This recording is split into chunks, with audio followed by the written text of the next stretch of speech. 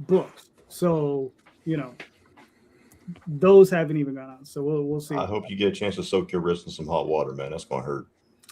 Don't. I sign fast. I sign real fast.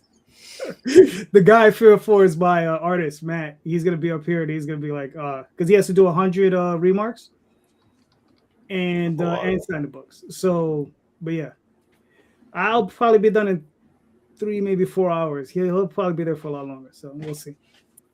You know. All right.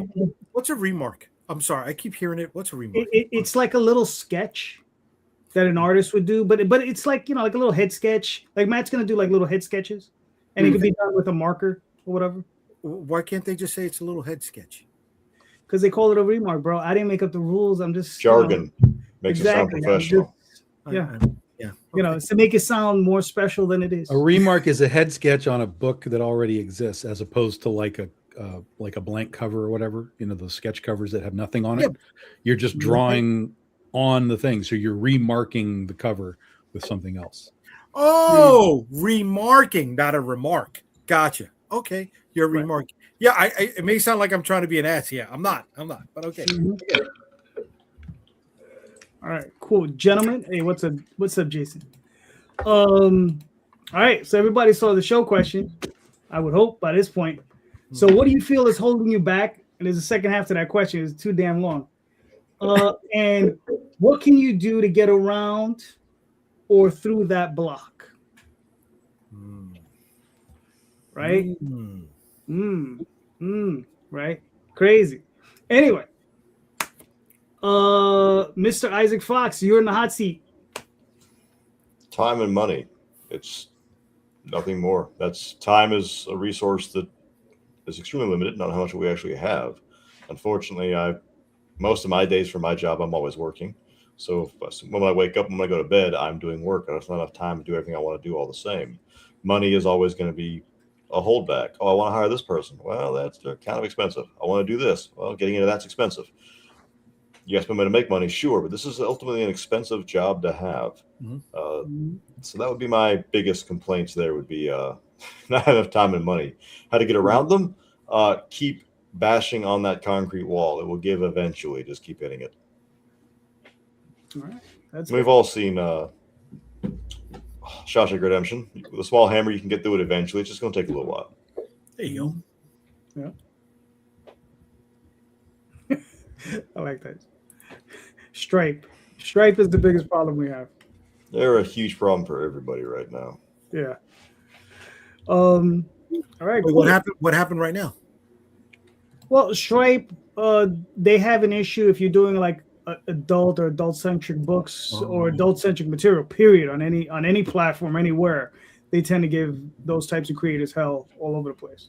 Gotcha. They're one of a few organizations doing that. Visa and MasterCard have recently taken down some artists I know, their shops. They refuse to process payments in their shops anymore because they drew a character with a top off, which is absolutely infantile to take an issue with that.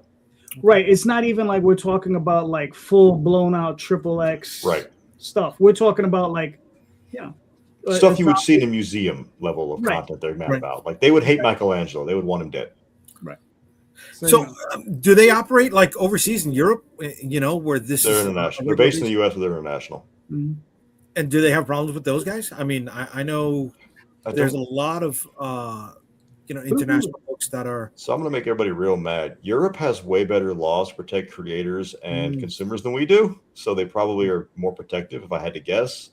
Because I know I work with a lot of artists in Europe who never run into problems. Where the ones that work in the U.S., they do run into problems. So I'm going to guess and say less of an issue over there than is here. Gotcha. All right, cool. Jeff, what are your thoughts? Right now, the wall I hit is algorithm wall. I'm pretty sure I'm in Facebook low-key jail right now because my posts now always show up in pending, even in comments now to people. So I think I'm being restricted because I post a lot, not only my stuff, but the people I'm promoting. So that's been kind of a bug because when your main avenue has to be getting your word out there, right, of your project, it does not help. Okay. It does not help when you're being restricted. So I kind of feel like I'm being held back a little bit, which kind of sucks. But my project is active. So I'm trying to get the word out as much as humanly possible to make up for it by being on shows, by trying to use other platforms now, trying to get Blue Sky doing something, Instagram, trying to get that moving, and trying to bounce off the lack of Facebook participation. All What right. was- that was a weird No. comment. Trying to see if we get Brian back. Yeah. Is he East Coast? Maybe the storm is affecting things.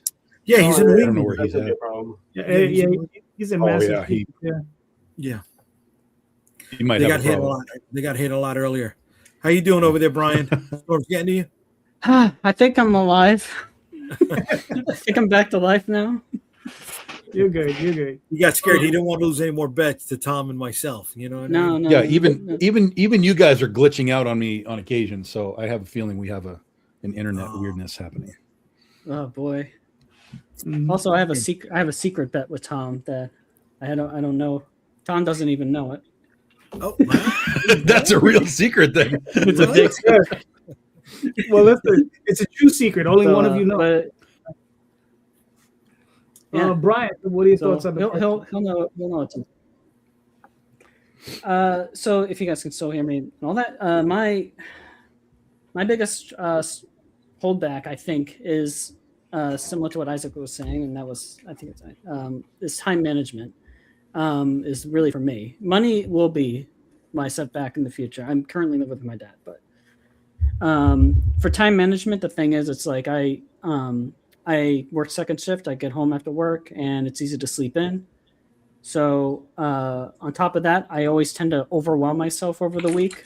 When I'm not going to work full time, I'm always doing something related to the comic creatively. So I tend to burn myself out easy. And so what I need to work on more is kind of doing better, managing my workload, managing my time, and making sure that I get myself more disciplined in terms of with.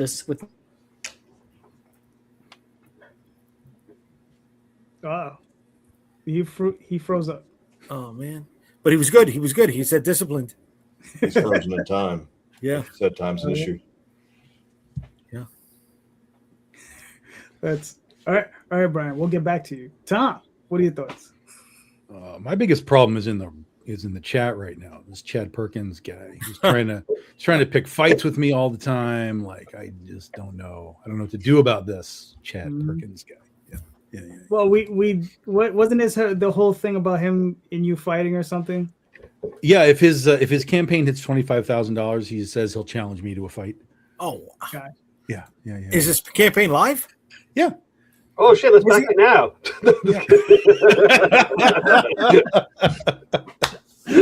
We need to find an angel investor, to help that out. Little bank loan just to see this make this happen. Why not? Yeah. No, Chad's fun. Chad's a good guy. He does have his campaign up right now. It's called Set the Hook. So go check it out while you're listening to us shoot the breeze here tonight. My thing that holds me back is comfort level. Is I've reached a comfort level that, and I've talked about this before. There's sort of these two deadly elements of like one is laziness and one is comfort level, and they're very, very the same coin. But the comfort level for me is everything that I do as far as sales and Kickstarter and whatever, like it all just kind of works, and to the degree that it needs to work, and so that doesn't put a lot of like drive into me to be like, oh, we got to make it work because it's working. It's working. Now, if I did more, could we bump? Could we do more? Yes, there's absolutely the more levels to do more, but that's where I'm at. It's like that's we've talked about this before. It's like flip it and forget it. You turn on the Kickstarter and you talk about it for a couple of days, and then you come back 3 weeks later and you remind some people and you're done. So where it used to be like, hey, we're on a show, we're going live every night and we're talking to the artists and we're doing all the things, but it's like, god damn, that's like it's a lot of energy, and I'm comfortable where I know where this campaign is going to land for the most part, so I'm comfortable. And so that's really my biggest thing is I have to sort of recharge the drive to be like, okay, well, if this campaign is going to do 15,000, what would it take for me to do 20? If this campaign is going to get 200 backers, what would it take for me to get 300? So I've got to kind of reset the drive to want that sort of over the hump sort of thought process. And I don't have an answer for how to do it, really. It's a purely internal thing that I have to turn back on. There was a time we did 20, 25 shows a year. Now I do like 10. Is that the answer? Do I pick up another 5 campaigns or another 5 conventions and get back to some of the places that we haven't been in a long time? Maybe that's part of how to get the backer count up, is remind people that we exist. So I don't know, but that's a very it's an obvious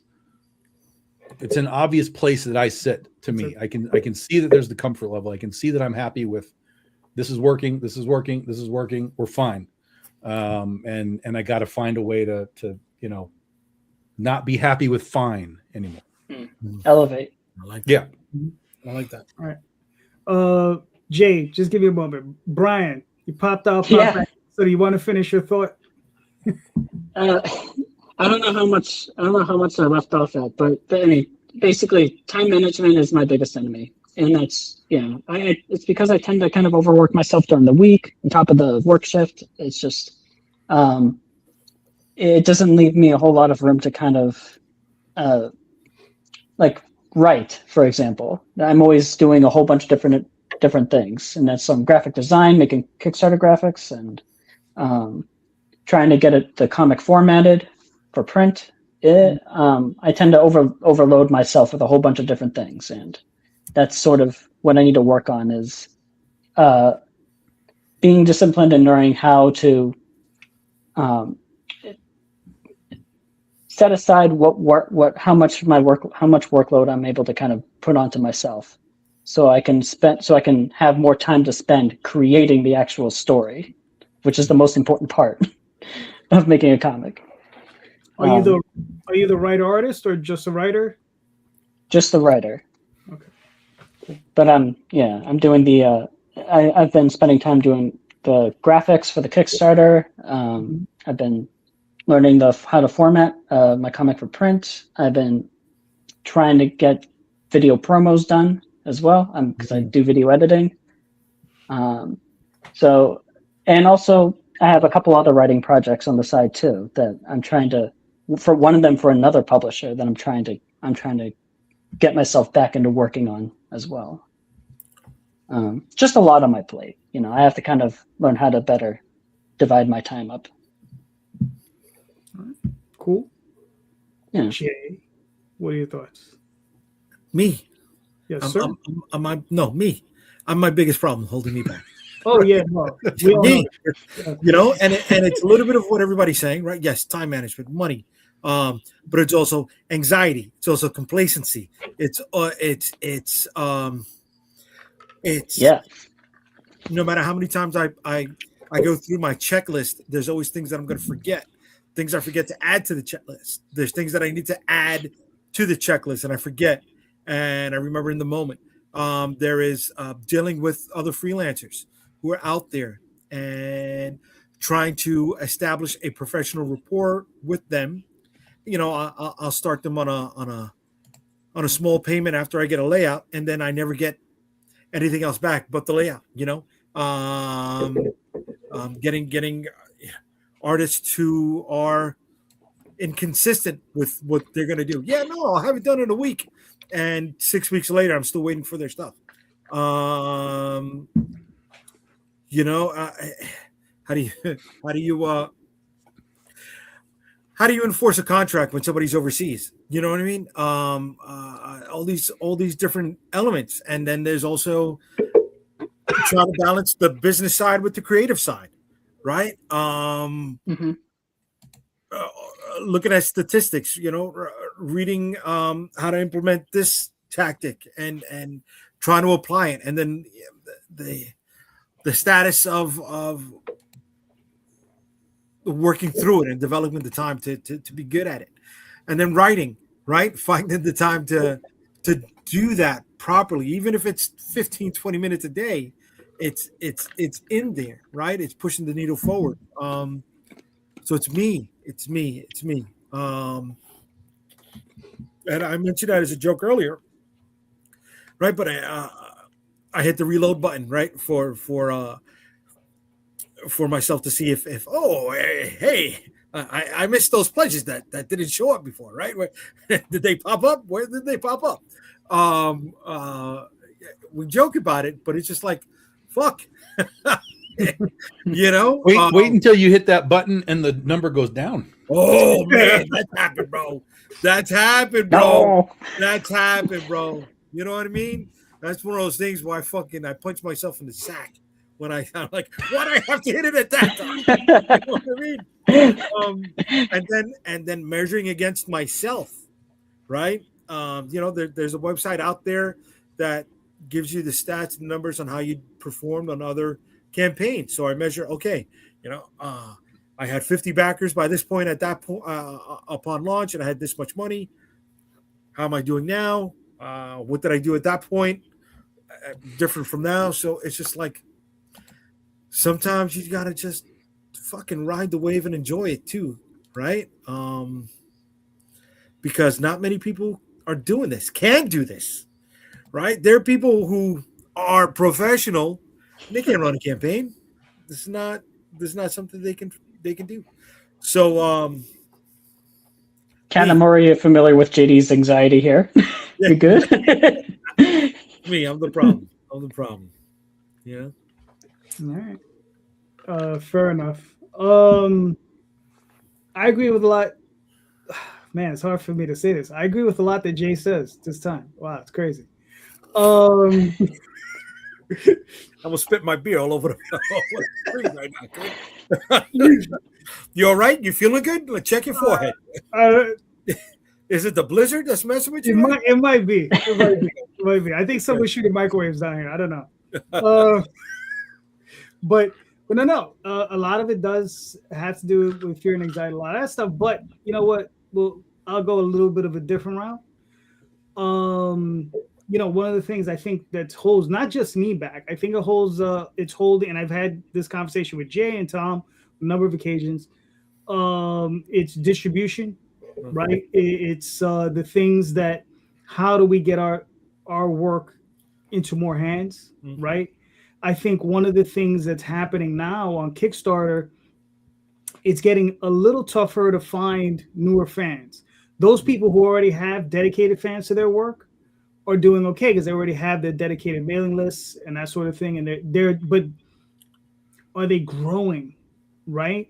Like they seem to be hitting their normal numbers, but are they going beyond those numbers? Are they finding new fans, right? Is that something with us stagnating? Is that something with Kickstarter stagnating, right? Because back in the day, it was one of those things where a lot of people would go to the platform and browse to buy. Are they still doing that? Right? Are they discovering, you know, the new projects?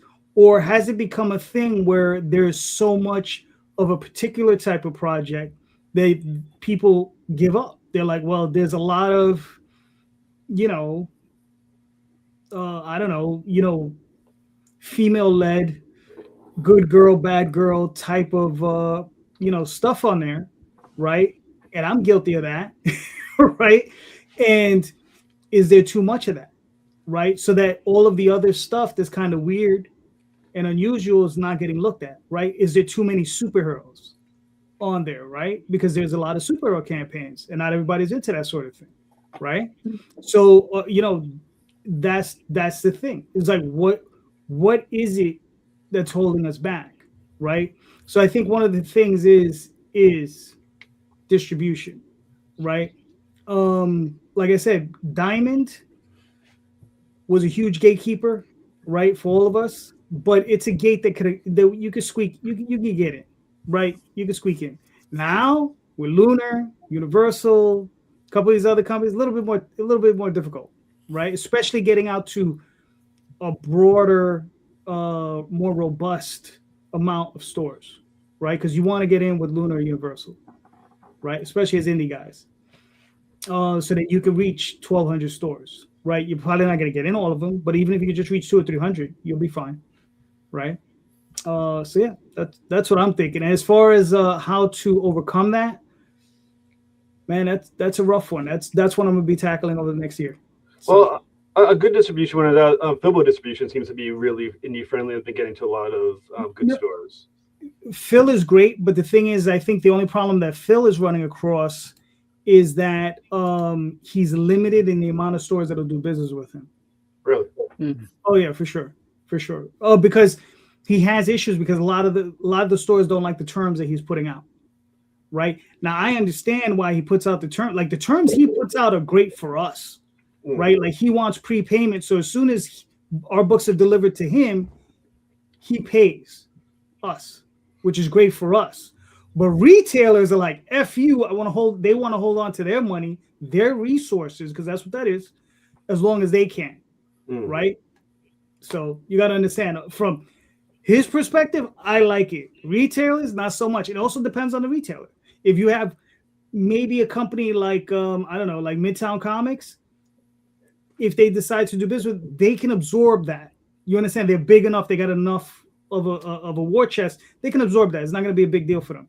Smaller store might not be able to hold on to $300, $400, $500 per month, you know, to give out that type of cash and be able to hold it back, right? Those types of resources. So, you know, that's what I see. Oh, but listen, I wish Filbo nothing but the best, and I want him to succeed like badly. I got friends that go through him, and listen, man, I want him to succeed. Well, Filbo's a door like any other, and just like Jeff said, they're indie friendly. So if you can't get into Lunar or in these other places, it's a door that you can probably pretty easily get into as long as you have a quality product. Because I know he looks at books and is like, you're not ready for prime time in some cases, right. So he is like Diamond in that he has a vetting process. But if you have a quality book and you can't get into the other places for whatever reason, it's a door you can use. But just like JD said, there's stumbling blocks in his way. So, we'll see how that all can smooth out. I mean, he's only been doing it for like 6 months. So, we'll see if it gets, better, worse, the same, whatever. And just see if the door stays open. All right, Jay, you're up. Okay.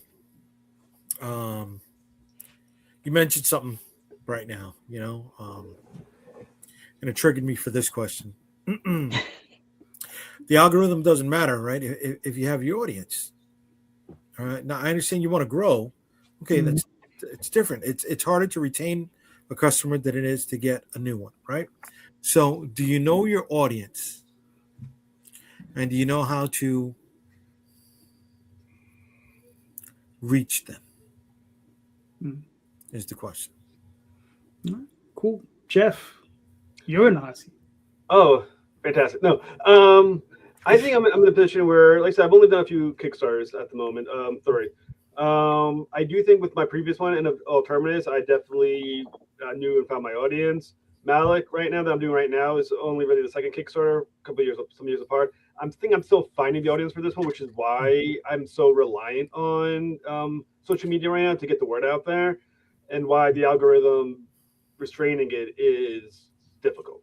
But I am definitely trying to get the audience to, I don't know, is finding the audience or getting them to find me. It's one or the other. But I think I'm trying to make sure see if the audience can find me and be like, hey, I recognize that. Now you can back it. All right, cool. Brian, what are your thoughts? So, like I said, I'm not familiar with Kickstarter. I'm not too entirely sure if it is whether or not it is the case where new readers are harder to come by now with Kickstarter. But I think a way that I could, in terms of reaching my story out there to new readers, if that was the question, is I think part of it is you develop relationships with other people, and when you get yourself into a big network, I mean, I think it's harder to breach your story out there on your own. Is kind of what I'm kind of going out there to say.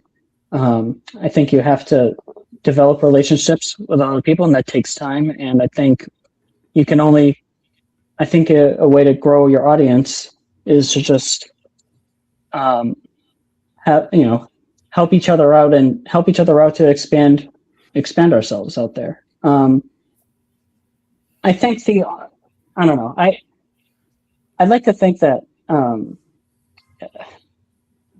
you have to get to somebody else, I guess. I have to think about this one a little bit more. Okay. That's fair. Not all these questions are easy. Yeah. But Tom has an answer.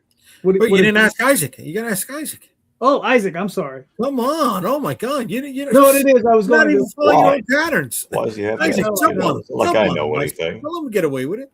Go ahead. Everybody's broke. I don't know if this is a surprise to anybody, but everyone's broke as dirt right now. I've got messages from backers for the last year and a half now saying, hey, I'm sorry I didn't spend as much this time because I'm broke. Everybody's broke. Nobody got money right now. So you kind of have to play around that. As far as, I think both JDs were 100% right, though, that what this battle truly is finding your audience. And it's not going to be easy to find them because they're not looking for you. You're looking for them. You have to be Uncle Iroh to Zuko and ask yourself the big question to your backers. Who are you and what do you want? Are you willing to work within the capacity of what they want? It comes down to then, do you want to do it as a hobby or do you want to do it as a job? Which one do you want to do? Do you want to tell your story about this magic cat that fights space weasels? Cool. But is that what your audience is asking for? No. Then you got to go with what you got to take it as, okay, this is my hobby. I want to tell this story. Your audience goes, hey, we want the weasel to have the power of flight. Well, he doesn't have that. Well, they want that. So you're going to make the notification or you're not going to do it. That comes down to it. I think both JDs were 100% right about that. It comes down to knowing your audience. Look at some of the best guys on Kickstarter and look at the way they behave, the way they dress, what they do. They embody the thing they're about. Everything they do reflects what they're about, what's in their books. And they have a couple of good examples like that. I use a big name because he won't get mad about. Brian Polito is a fantastic example of this, and that his stuff is super, super metal, like everything he does. But look at the way the man dresses. I've never not seen him in a battle vest. Like that's who he is, and he resonates with that audience, and he understands that. Figuring that out for yourself is the thing you have to do if you want your audience to grow or to grow upon the current audience you already have. And that's not easy. It takes a long time to do it. It's hard. It's painful. It's like going to the gym every day and being the punching bag. You're not the puncher. You're the bag. That's what this is. If you get used to taking those hits, then you'll find that audience eventually. The question is, how many hits can you take? Cool. Tom, what are your thoughts? Yeah, part of finding your audience is finding yourself. That's the reality is you have to be authentically who you are in whatever capacity that is. And particularly in a creator economy now, because people will resonate with the creator as much as they resonate with the product itself. Like for me, I do horror and superheroes and westerns and I'm across the board. I'm everywhere. So there isn't anything for me that's like, oh, you guys are all dying over there? Sorry. JD, your life alert's going off. If you're old enough to know that joke, please take an aspirin. Yeah. Thanks, JD. I don't know where I was now. So for like Polito is one thing. All of his books are one thing, and he drives everything one way, right? For me, it's a little different because I have this superhero book that is not anything like Penny for Your Soul, that is not like anything that is Legend of Oz, that is not like anything else that I do. So for me, I don't have the luxury of just being that guy to attract to all of the books. So for me, finding an audience is not finding an audience, it's finding 7 audience, because I don't necessarily have crossover for every book. People that buy Penny for Your Soul do not necessarily buy Critter, do not necessarily buy Oz, et cetera, et cetera, et cetera. So I'm in a situation where it's a plus because I have all of this stuff that I do, and it can theoretically find more and different people. But when those people find something and come back to sort of home base and they're like, okay, well, I bought this Western. What else does he do? And there's no other Westerns or anything like it. They may or may not buy anything else. So I, and even beyond that, I have people that I know will only buy my book if I have certain artists on the book. They won't buy it unless that guy does a cover.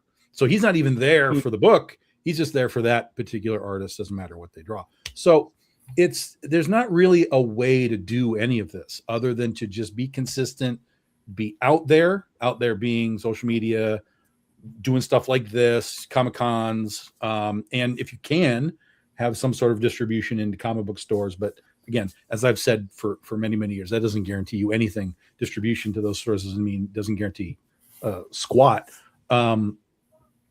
But I know my audience in a core sense because I've been doing this for 16 years now. So I know a lot of these people. As soon as I launch a campaign, they're in there, and I can see their names. Dip, dip, dip, dip, dip, dip, dip, dip. They're just there. So, but like I said, with my everything's fine sort of mental state, I don't go out and drive for like, well, I can get 10 more people if I do 10 more podcasts or whatever. But that's how you have to do it. It's just consistency and exposure of your brand, your books, yourself, your ideas, out into the world in whatever way you want to do that. This is theoretically the easier way because we can just flip a camera on and we can all just talk and shoot the shit. There's people in the chat room that are listening to us, and that's great. But that doesn't necessarily translate to anything other than just people knowing who you are. They still got to decide, I want to buy Tom's book for whatever reason. Whatever the reason is. Tom said something, I want to buy his book.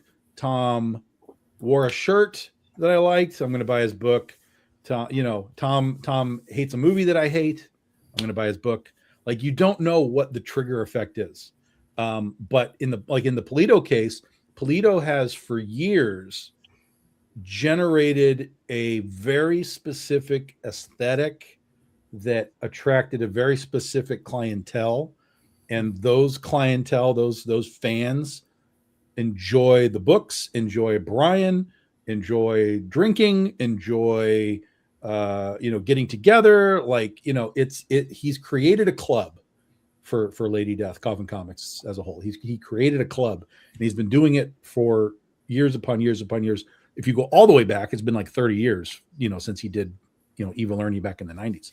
But with Coffin Comics, that's been like 10 or 15 years now, something like that. So, he sort of rebranded, reset, and just everything he does is the same. But even within Brian's books, Lady Death will always outsell La Muerta, will always outsell Hell Witch, will always outsell Mike Morg. So even within that, he has a hierarchy of people want this, but they don't necessarily want this at the same level. So even he has that, even though it's all the same stuff, it's all heavy metal, whatever. It's the same thing, but there's a hierarchy there too. So there's not really a right answer other than to just keep making your fans happy. Whoever's buying, whatever they're buying, just keep making them happy as best you can.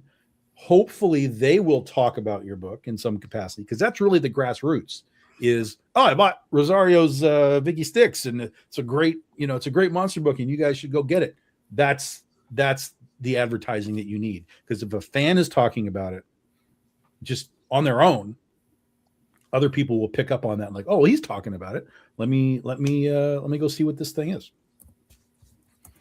I think I'd like to take another stab at this, because I think I misunderstood the question earlier. And what Tom said something earlier about having like a authenticity behind it. I think really that's like the first thing. Because I like to think about, and I'm kind of spitballing a little bit here, but I like to think that when it comes to stories, people are looking to connect with you. They're looking to connect with you through your story. That's what everyone is looking for when they pick up your books. What resonated with me too with Vicky Styx is this badass undead monstrous lady who's protecting other monsters. I think that's awesome. That connected with me. Tom's Oz book. what connected with me is just this really interesting Western spin on Wizard of Oz. And, I think at the end of the day, if you're going to, in terms of reaching new readers, you have to kind of be out there, and be authentically you. And when you put your stories out there and you try and bring in as much attention to it as you can, hopefully, those who have gotten a chance to experience it, they connect with it. And I mean, it's just a slow building from there, because as far as I know, and I haven't been in this business at all for I'm a rookie in this whole thing, but my understanding is that building an audience takes many, many, many years. And in terms of like finding those readers, gaining readers, even maintaining the readers, it seems like a lot of it has to do with consistency. And it's also hard to be consistent when, we all have our financial limits and our time limits. And I think, that's our biggest, I guess, struggle in terms of overcoming, in terms of reaching out there, going to look for new readers and spaces of the web that are more towards horror. If you're writing more horror books and you're within horror communities, sci-fi and sci-fi communities, if you're writing sci-fi, I mean, there are ways you can kind of reach out, but in terms of, gaining new readers and having those readers latch onto your work, I think to have that happen, you have to have that base of authenticity and being vulnerable with your art and with your work. I like that. Cool. I like that. All right. It's funny is for myself is like, I am my audience, right? I write primarily for myself. When I create these things, I do it for myself. I do it for my own self-interest. I do it to entertain myself, and I share that with the public, hoping that there are a few other like-minded individuals, right?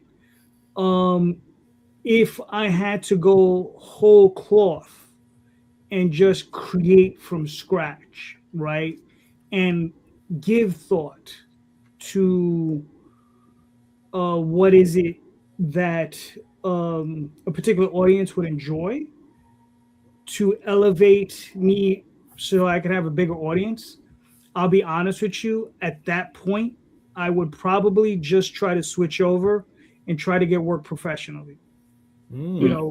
Go to get work, try to get work at Marvel, DC, Image, Dynamite, wherever, you understand? Try to get work at those companies so I can elevate my name above the work, right? Because, at that point, like, I like to do what I like to do, right? I don't like to do, if I'm working for someone, that's different. That's a job, right? Like if they come to me, if someone would come to me and say, we need you to write Spider-Man, right? I'm not going to sit there and be like, well, I'm going to change Peter Parker and I'm going to do this and X, Y, and Z and blah, blah, blah. That's not what I'm going to do. I'm going to sit back, see what's done, see what works, right? Work within that framework, right? Break the toy as much as possible, but rebuild the toy and return it the way I got it, right? So by the end of it, so that the next creator can come in and do what they need to do, okay? And make it fun, right? Make it fun and enjoyable, right? So then that way, the readership, the fans who enjoy that sort of thing will look and they'll be like, all right, well, JD did his job. He does a good job. He writes a fun story. Maybe he'll write fun stories in these other places, right? And that's how I would go. But like I said, when it comes down to like me looking at I am my audience, right? And here's the problem with it is it's like Isaac says, it is my very expensive hobby. That's how I look at it. I run it like a business. You understand? Because I have to take that aspect of it seriously because that's what the government demands of me, right? But when it comes down to the creation of it, right? I try never to think of what do I have to do to sell this, right? Because that's the part where I feel like I get a little lost, right? Because I'm like, what should I do, right? Is it necessary to go this route? Is it necessary to go that route? I don't know, You understand? But I do know what I like, right? And that's the part where I'll stick with every time. I'll stick with what I like, right? That's all I got. Yeah, and I think you get, I think that's the readers who latch onto that are the readers who will latch onto you or who will stick with you more, as well. Jay, what are your thoughts? I didn't have an answer, right? I was looking for an answer. That's what I was asking everybody here. But then you started seeing some things that touched me, right? I am my audience in certain genres. So when it comes to the superhero genre, my Shield of the Interceptor book, that is pure self-indulgence, right? That is superhero. That is me writing superhero stuff that I'll never write, and just putting my spin, and seasoning it with what I want to see. When it comes to the zombie stuff, the New York versus the world stuff, I'm a bit pickier with that, right? Because I love the zombie genre. So I'm more reserved in the kind of story that I want to tell with that. I'm more selective in how I reach those people.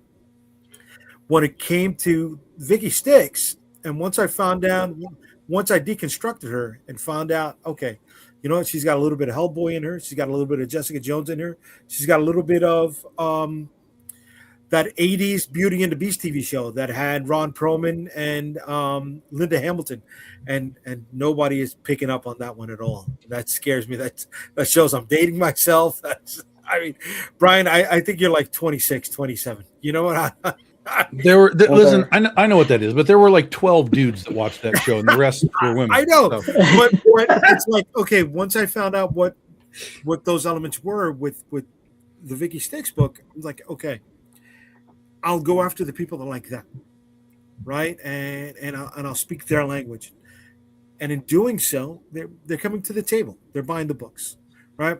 At least those who have never worked with me or never picked up anything from me on Kickstarter before, at least they're dipping their toe in the water with some digital stuff. Awesome, thank you.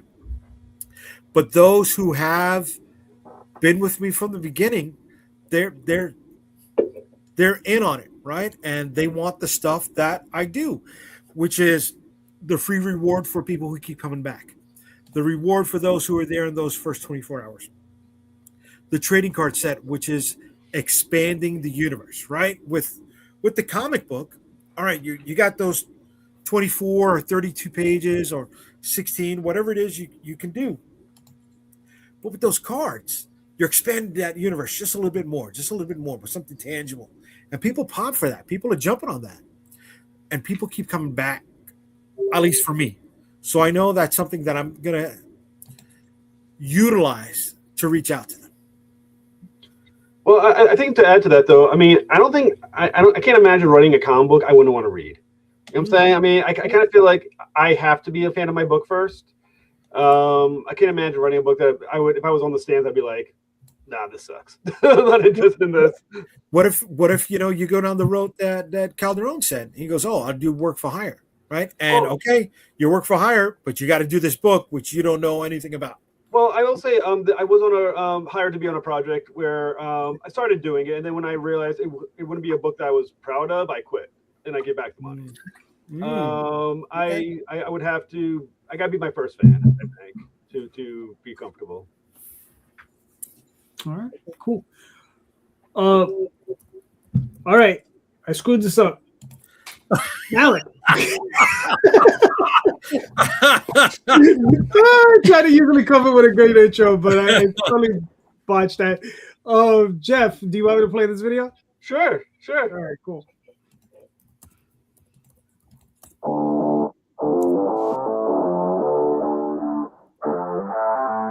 In audio.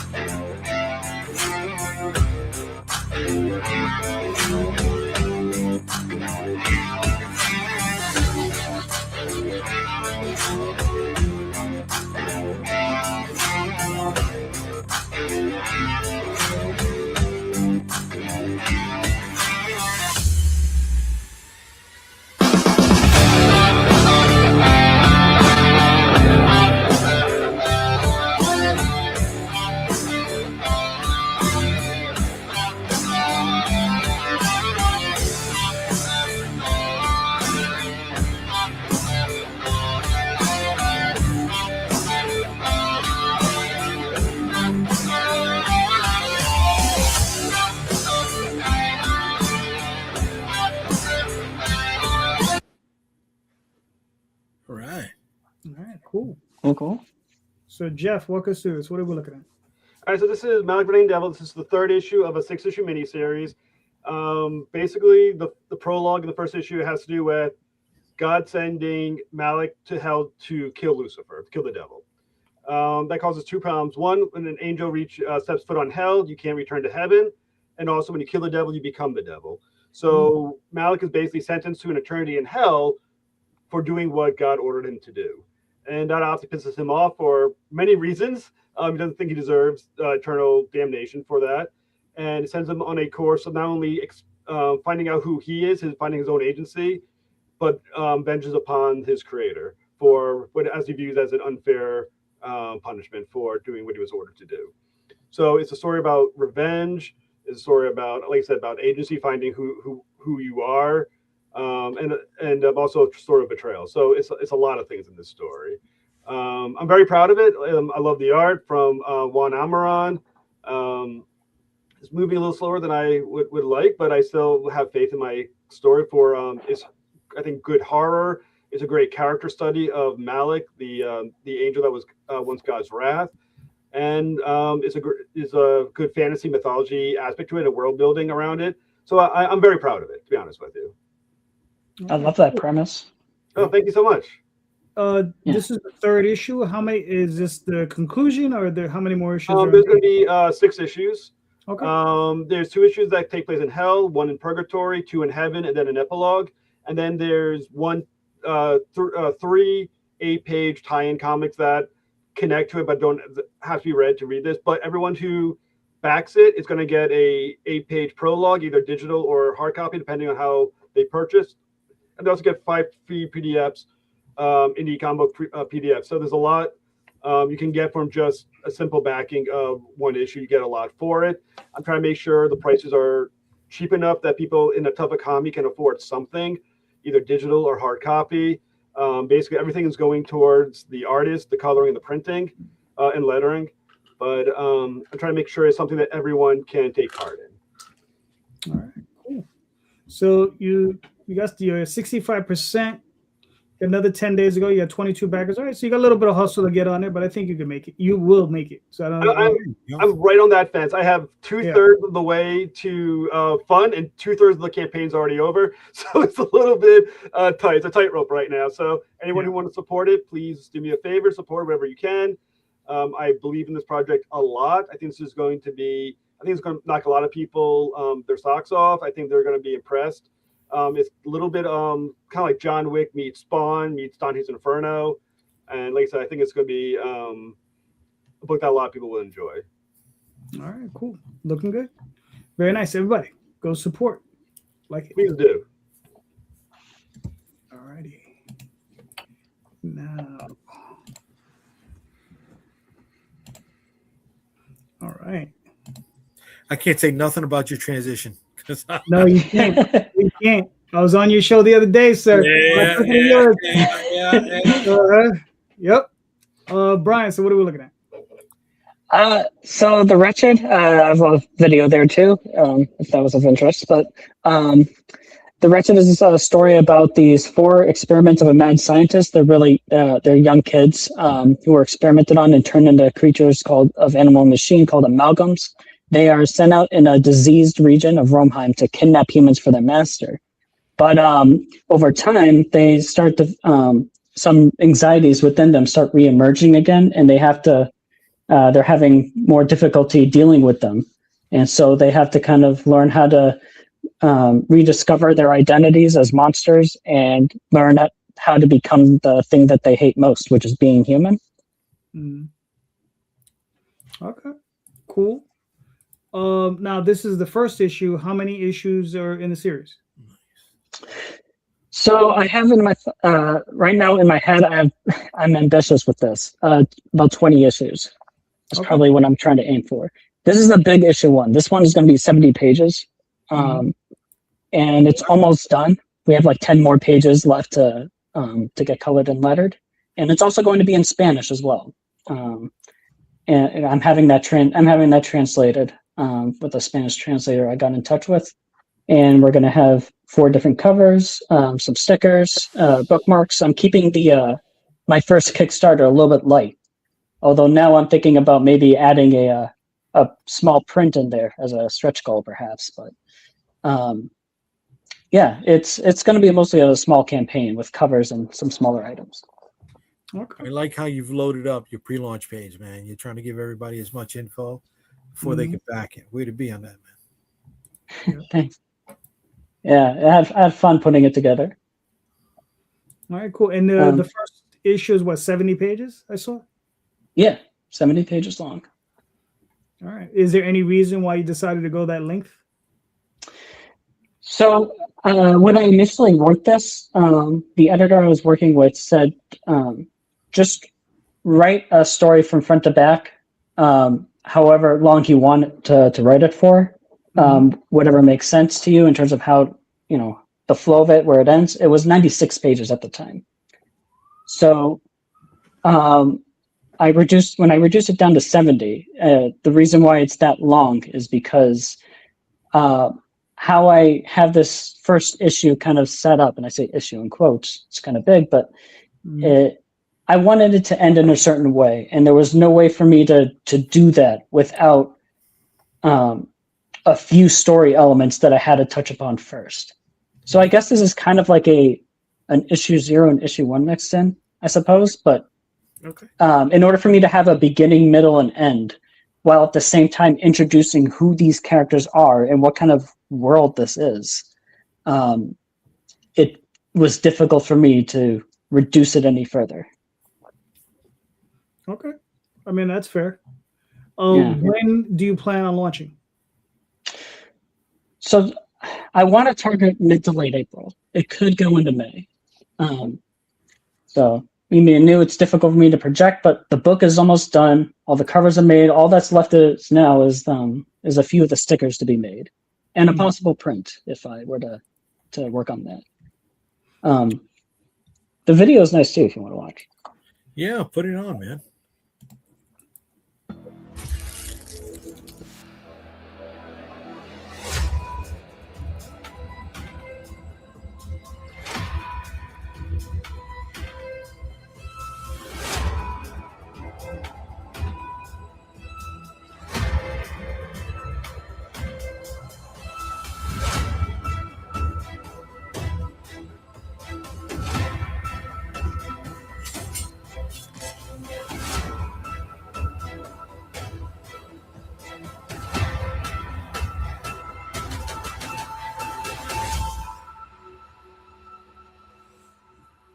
That's it. Cool. Yeah, just a little trailer I made a little while ago. All right, very nice. So you said you either April or March or May? May, yeah, April or May. I'm trying real hard to get it down to mid to late April, but it could go into May. Gotcha. Now, what's holding you up? Is it just you're trying to get the book done? Like you want it done before you release? Yeah, I do definitely that. I want to have the book completely done before release, and just to kind of have my ducks in a row. It's difficult for me to commit to something. I've started production on this, I think, in December 2024 or 3. Okay. And I just need to. I feel comfortable with establishing a launch date once I have basically everything together, and I don't need to worry about too much in terms of waiting for items to come in or something. But like, I just need to I just need to kind of wait at least until the book to be done, and then I'll be able to feel confident and be like, all right, this is the date. I'll have it ready printed, and the Kickstarter is only going to cover printing costs. So you are going to print it because Green Lantern Burks is asking a question, and I had it too. You are printing it? Yeah. Well, I'm going to be getting it printed. Yeah, I'm not physically printing it, but it's going to be printed. No. Can I ask how much how much is the initial print reward going to cost? So the physical is probably going to be. I'm including shipping in the reward tiers, so it's going to be $25 for the cover A and $30 for the variant. So I'm going to have a limited amount. Okay, bump that up, brother. If you're going to cover the printing in there, go 30 and then 35. You know what I mean? This is your first one. You put a lot of work into it. This is from somebody who has always fought back on people telling him to go higher, right? I've always won with a very low print reward tier. And Yeah, but $25 is, in a lot of cases, you're going to get like 100 or more pages, like a trade paperback for 25 Okay. bucks. So if he's at 70, 25, and that includes the shipping, that's a pretty good deal. So the flip side of the coin, because Jay's not wrong, but the flip side of the coin is he is new. Nobody knows what it is. Nobody knows what this book Right. is. Right. So if you can be a little more liquid in your price, you might be able to get more people to give it that first try. So, just a couple of ways to think about it. But Yeah. I'll definitely have some time to think about it. That's something I've thought about as well. And considering what, as Isaac has mentioned before, how these days it doesn't feel like people don't really have as much money to spend, these days. So I thought about just maybe reducing the tier cost by $5 or something like that. Don't do I it. wouldn't go below 25. Yeah, don't do it. With your shipping okay. included, I would not go below 25 for that size of a book. $25, you're in a very reasonable place at $25. Yeah. Very, very reasonable. Okay. Yeah. Can I add what people tell me and have The- told me many times that it took me a while to listen? The folks on Kickstarter know the gimmick, right? They know that this is not cheap. They know that this is coming out of our back pockets, and they're willing to pay the premium experience to get something that they like. Yeah. And yeah, for sure. I've been told that, considering that, and the length of the book as well, keep it at 25. At the least, I have the digital at a $10 tier. So digital is $10. I'm also going to have deluxe editions for this as well. I forgot to mention that. I'm going to have like 15 pages of concept artwork and 15 pages of work in progress work as well. So there's going to be a deluxe edition, which is going to be 100 pages, which is going to be like $5 more than the physical, just $5 more. Maybe. Cool. I mean, your numbers. You're gonna know your numbers better than we will. And I mean, I agree with Ray. I mean, I agree with JD because Hey. I'm the one that's constantly telling them this, along with Tom. And he's kind of listened, but not really. But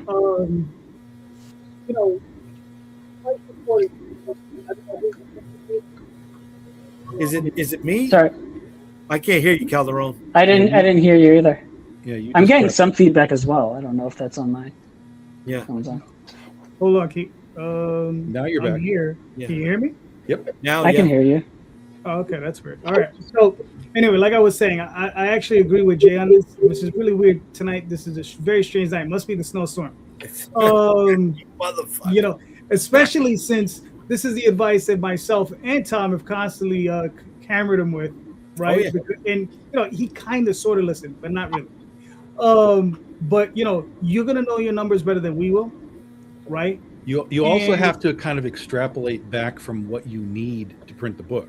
Right. So if you Yeah. need whatever $10,000 and you have a $25 book, just do the math. How many backers do you need at $25 to get $10,000? So there's sort of a reverse engineering to some of this setup as well. So Yeah. That's what I was doing. That's what I was doing as well. I think it was last week or the week before, just working my way back from the printer I plan on using. How many expected backers I should be getting? I'm hoping 30 to 40 or so, at least. But just trying to judge how much it might cost for 30 or 50 copies. Mhm. And then I don't know. I'm trying to make it as low expectations. But- there's a lot of Tetrising involved Yeah. in these things to try and figure out stuff, especially when you're on your first one. You have no clue. There's no way to know anything. So I think if you're kind of coming at it with like, okay, I need 50 copies and what's that total? I think you're fine. And I think 25 is a very liquid price. Travers is saying that the difference of $5 isn't going to be it. That's false. $5 can absolutely change the price. 15 and 20 it will throw people off. 20 to 25 will throw people off. 25 to 30 will throw people off. So the more you can be in sort of a sweet spot with that size of a book, 70 odd pages, I think 25, including your shipping, make sure that all of your stuff says, just call it free shipping. You don't have to say include shipping. Just say it's 25 with free shipping. Like, just call it that. Free shipping. Okay. People will respond to that. Yeah. And then when you do interviews, you just say like, this price includes your shipping costs, but make sure that all your images and stuff just say $25 free shipping. That's just the easy mental, breakdown for, selling 101. Yes. All right. Cool. Tom's onto something. I've learned that a lot of guys who are not on the comic side of Kickstarter do not charge for shipping, or they charge a lot less than shipping actually is, because they bake the cost into the item itself and don't tell you that. So you're still paying it. You just feel better about it. Well, most people understand that that's what's happening, and exactly that. And yeah, Well, I have had messages of people not understanding that before. It's sort of like what drives me crazy with airlines, right? It's like, oh, buy your ticket and then we'll charge you $50 for your bag. Just put the 50 in the price and shut up. Yeah, move on. Stop. So for those who don't know, the current cost of shipping in the U.S. for a 15-ounce package, if you're using ground, is approximately an average of like $7, right? Yeah. 5 if you go on East Coast to East Coast, 6 if you go on East Coast to Midwest, and 7 to 8 if you go on East Coast to West Coast. There's a lot of variables in that equation. Oh, of course. Oh, yeah. Definitely. It can come down to an individual basis. That price could change in an hour. It bounces around. Yeah. Well, you're looking at a 22-year veteran of the post office. All right. Isaac, you want me to play this video? Sure. All right. Cool.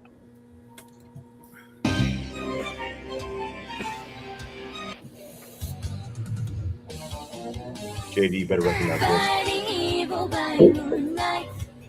Winning love by daylight. Never run from a real fight. If you don't stop, you'll get us sued. Click, click, bang, click, clack, the gusts are sealed. No more magic here, you know the deal. 'Cause we both know where this is going. Brand new badge, brand new expensive toys, just for you to know the girls and boys. It's time to get the stuff bumping. I know you got your eyes on me, but you better get in line. My eyes are set on my partner in crime, and I'm gonna make him mine. So get such you busted. When I flirt and I tease and I don't, I can't be trusted. 'Cause I know how to get what I want. My heart is on fire. All right. Cool. I was hoping you got that joke at the beginning, JD. You're from that time, man. You need to get that joke. Counts as a parody, so they can't come after us. All right. So Isaac, what are we looking at? You're looking at the 4th issue of Suck You Busted, which has been our most popular series. It currently holds the record for the most popular, most backed, and highest rated single issue comic series in the history of the continental United States' largest city. By square mileage, LA County has more people than our entire city does, but you take the W's you can take, especially at the level I'm operating at. This is strictly an 18+ book, so if you're the kiddies, don't open this book. It's not an H book, but it is an ecchi comedy. So if you've seen things like High School DxD, Monster Musume, Interspecies Reviewers, you're going to be right at home. Or if like things like Sunstone, on the more traditional comic book side of things, you're still going to be right at home. If you're a man of culture or a person of culture, you've come to the right place.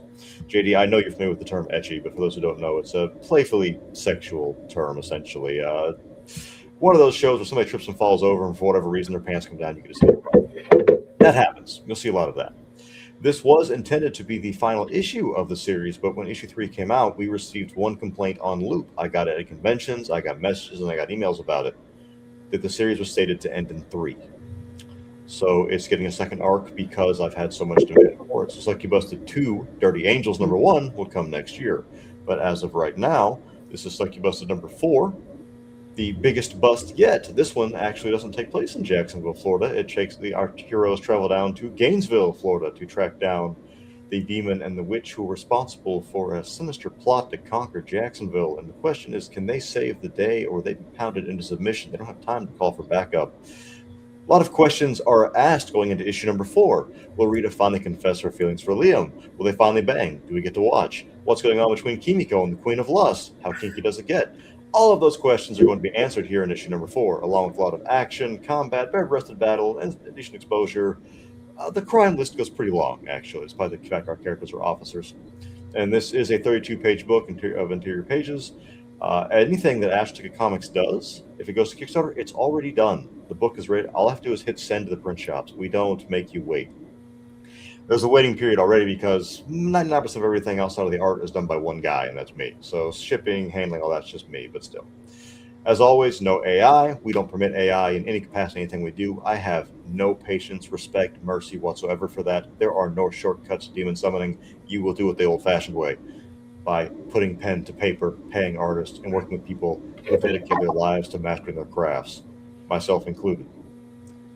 Early Fox Special, we tried doing those. That ends Tuesday night at 11:59 p.m. That is an acetate cover. I think you guys know what that is.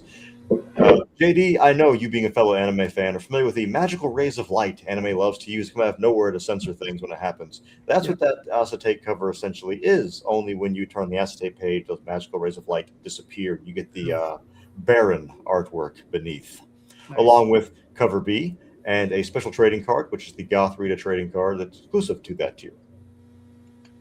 We have a couple of tiers that are referred to as pantsuit tiers. Again, JD being from the anime world, you are familiar with this concept, I am certain, especially to the Blue Girl. It comes with our first ever item card for our upcoming trading card game, which is Rita's Panties, which actually is a pretty powerful item card. Admittedly, some of these cards might be a little too powerful, but I guess if everything's overpowered, then no one is overpowered. We brought in a lot of new names that haven't worked with before on this one, including people like Witch King, who is a professional H artist, Nikanoji, also professional H artist. Along with a couple of other new faces, Arturo returns. We love working with him. He's fantastic. Some of our classics come back. Miss Henpai, who did our Darkstalkers homage, right there. We love Miss Henpai. She's an amazing person to work with. Very kind, very humble. I have nothing but good things to say about her. My tattooist actually agreed to do a cover for this one. Krista Miowski there, who did our Goth Knight tattooed up Rita. She did amazing on that. It's her first ever cover in comics. I intend to have her do more in the future. She did a great job on that. The images don't do it the justice I like it to do. She puts every single tattoo on Rita's body has an extreme amount of detail, like literal professional tattoo shop level detail in every single piece on her. It's fantastic. The character designs are fantastic. Thank you. I work with people, a very fantastic team of artists who've been very good to me, that I can give them a rough design and I can't draw at all, and they can turn it into something of absolute beauty. Joseph Wolf comes back. Work with Joseph Wolf a lot these days. I love working with him. He's a great guy. His style is beautiful. He does something that I've always been afraid of in Succubusted that he's able to tackle very well. You scroll for just 1 second, Jade, just a little bit. Bump up by 1 to 2 tiers to Rita right there. One more. Right there. And that is because Rita is, part of my joke was that she's a succubus. We always see them with being very voluptuous, top-heavy kind of ladies. But Rita doesn't really have that. She's got a big booty, but she doesn't have much in the chest. And in anime, they tend to make the mistake a lot, probably intentional, of the characters looking rather young, which we don't do that here. Any character that comes in anything of mine that is involved in any not safe for work content must appear a minimum of 23 years of age. JD did a fantastic job of capturing still like a youthful glow and making it look mature. So happy with that. Senpai, again, everything she does is just gorgeous. We have a couple of covers here that are ultra foxies. If you know what that means, then you're in the right place. That censoring is there for a reason. So that's our extra spices. We always do a digital deluxe. You get every regular tier cover plus all the digital stretch goals. Our stretch goals go from digital to physical this time. We have a cover book for issue #4 with the cover there by Krista Miowski, one of the variants exclusive to that. So if you want to just get the covers, you don't like to read, you just want to see sexy succubi, I got you. Don't worry, we'll take care of you. Rita's Small Chest, which is issues 1 through 4, cheaper than you can get them individually. Comes with all the stretch goals, but issues 1 through 4 with the A covers. We have a couple of end of arc specials. Those are golden foiled. They are numbered. So whatever you get is X of however many are sold. Everything you see gold on there receives the gold foil treatment, including the wound tats, which look amazing under that foil effect. There's a lot, man. It's a long page. This took a long time. Our supplier finally got in purple foil. So we've been wanting to do it since Succubus #1. So we finally have a Magical Girl purple foil version of Rita right there, which I cannot wait to see that. It's going to look so good. Speaking of acetates, you have this acetate right here of our mascots in the Succubus outfits, kind of teasing Rita because they can hold that outfit between their chests, where Rita can't do that. With a nice little thought bubble commenting that she thinks that cake is superior to melons. But when you turn that page, the pasties, the thoughts, the title, all that goes away, and you get, again, the bare artwork underneath. We have one medal so far, the Smacked cover, which is also numbered for One Farm Your Soul by Artoru. If you're a Booty fan, you'll enjoy that, I think. Succubus Goth Gala was one of our themes this time. We have our Succubi in Gothic attire. I had to request it for a while, and it took me time to get to it. Campaigns are usually planned 1 to 2 years out, so it takes me, if there's a request that happens within that time frame, I have to figure out how to work that in. So it takes a little bit of time. This campaign was ready to launch a year and a half ago, but the amount of time it takes me to ship and do everything by one guy, it didn't have time. Documakra has returned. They requested those to return. Our mouse pads also came back. Part of our trading card game, you get deluxe. Those are foiled, so they have a nice little shiny foil effect to them. I think it's a healer and a support card for your deck as we're working on that whole process. Mini cover books are no longer a thing. I know you guys seen those from me before, the little small pocket-sized cover books. We switched those over, after talking to some backers, to trading cards. So now they're standard trading cards that are virgin artwork of all the covers. They're less flimsy, a little tougher, a little easier to store, a little nicer. The Booty mouse pad comes back. We shockingly, if you're like me and you work on the computer a lot, so you're using a mouse all day, does actually make your wrist feel better. Like it physically helps when my wrist is sore. I used it as a joke at first. No, this actually helps. I'm really surprised by this. More traditional anime style mouse pads are also a thing, because why not? We also, this time I got permission from the artist to bring posters of some of our most popular cover art from previous campaigns. So I have Cute Sexy Robots, who is fantastic. Some other creators came here recently and asked if they could get him. I've been a friend of CSR's for many years, and it takes me 1 to 3 years to get a cover from him still, even as a personal friend. So it's very difficult to get covers from him. He's very busy. Lyrics, we have permission from her to use some of her covers as posters. We also had from issue 3, I think, we had the good ending, bad ending covers. If you guys ever played certain kind of cultured video games, you're familiar with good and bad endings. With the bad ending being that you become the succubus's slave, and the good ending, you enslave her and an angel. Good ending might be subjective to taste, though, depending on what your desired outcome may be. Hey, we don't judge here. My job is to make you happy, not judge you. Anything with an orange star on it now means that cover no longer reprints. In part because our office is running out of room to store things. Okay, we have to stop reprinting some of these. So if you see an orange star on it, it means it's not coming back. Once it's gone, it is gone forever. Our previous titles are always add-ons on there. I think I've been doing this now for 12 to 15 years. I forget. 12 years, I think, in comics, 15 in entertainment. So our backlog is substantial, and you can grab them. Usually you can get them cheaper on a Kickstarter than you can off our website. We try to mark things down a little bit. I never want a backer to have to choose between having a cool thing and getting a good dinner. I don't want you to make that choice. I want you to have your cake and eat it too. Only in this case, the cake is a succubus's bottom. And I want you to have both. Missions and Adult Lessons. Keep in mind that is strictly an 18+ series, but that teaches you things adults should know how to do, including budgeting your money, which I know right now is a very difficult thing to do and a very important lesson to learn.